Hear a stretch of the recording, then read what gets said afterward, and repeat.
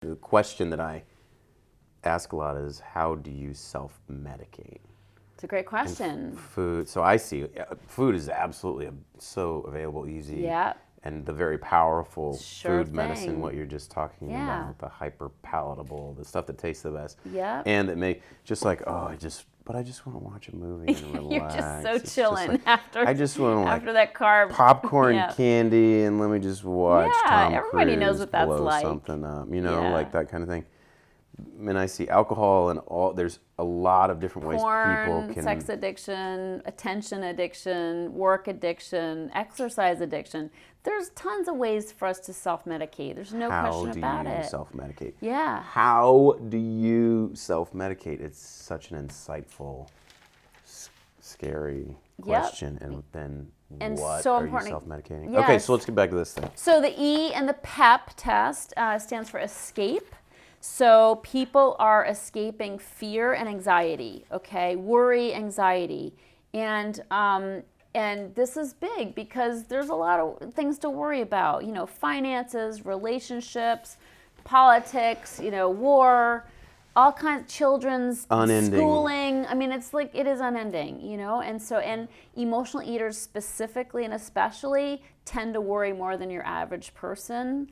Okay, now I just want to have one little thing here to insert, and that is that I think everybody to some degree is an emotional eater. So it's a spectrum, and I just want to say that. It's really important that, I talk about emotional eaters, and these are ones that are chronically dieting, chronically struggling with their weight. But I think as humans, we're rigged to have an emotional connection to food, so we'll keep eating and subsist, right, as a species. So I think everybody, like you said, can relate to too much popcorn, too much ice cream, too much pie at Thanksgiving, whatever. I will admit, I'm very aware of this now, and it's funny how it happens, but sure, do I do that? Absolutely. Everybody does. Absolutely.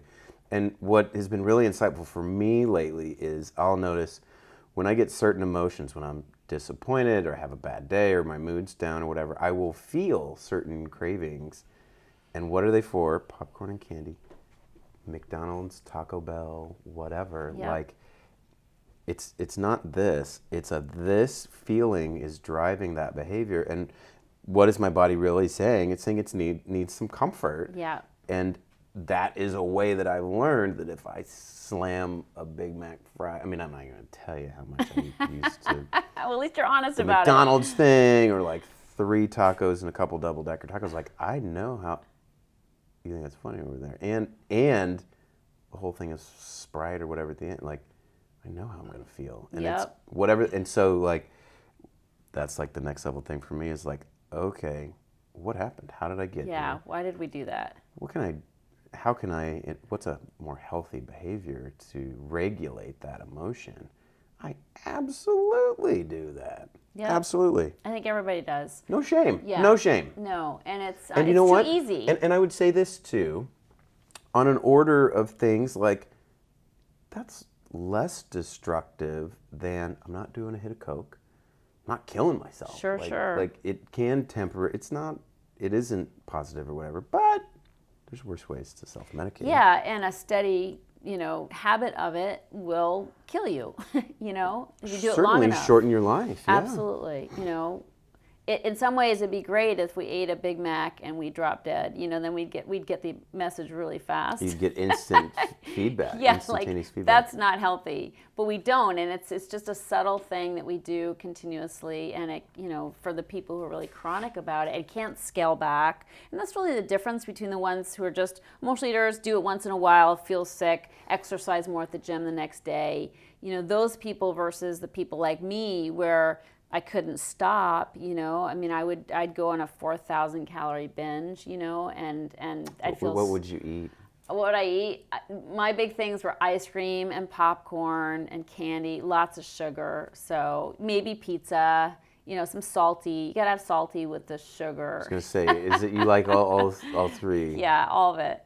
Oh God! But I would just pound that stuff until I was sick. But the problem with me is I wouldn't go to the gym next day. I'd feel so sick. I wouldn't have anything to do with going to the gym. Yeah. You know, I couldn't run after that. I just felt so sick and self-hating. And so that's more on the high end of the spectrum. Is sort of your lack. Like I call it, you know, consequences and control.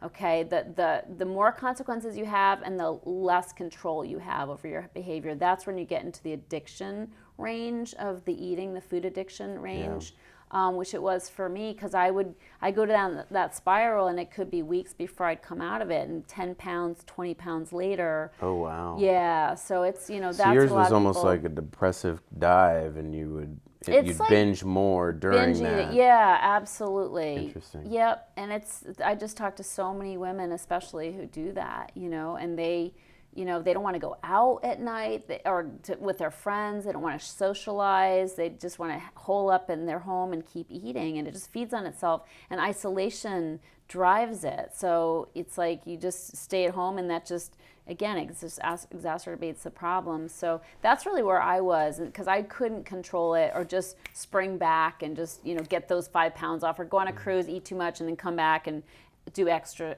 you know, calisthenics or whatever. It's like it would just go on until I'd finally go on a diet or something, but that was so short-lived for me, and I'd always be back. When are we talking about? Is this like your 20s, or like? For me, I got help really young, so for me it was my early 20s, and then what happened was I met somebody who had been morbidly obese and healed by the means I'm talking about, which is this guy internal. in the book. Yep. What was Joe something? Roy. Roy. Yep.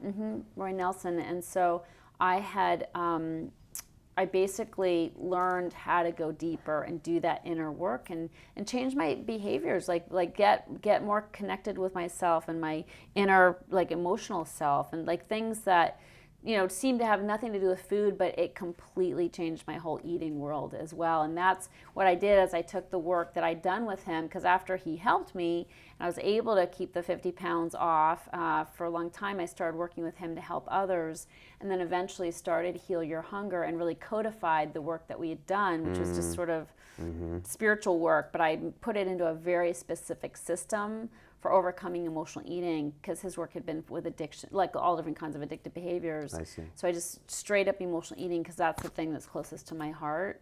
And that's how Heal Your Hunger came to be. So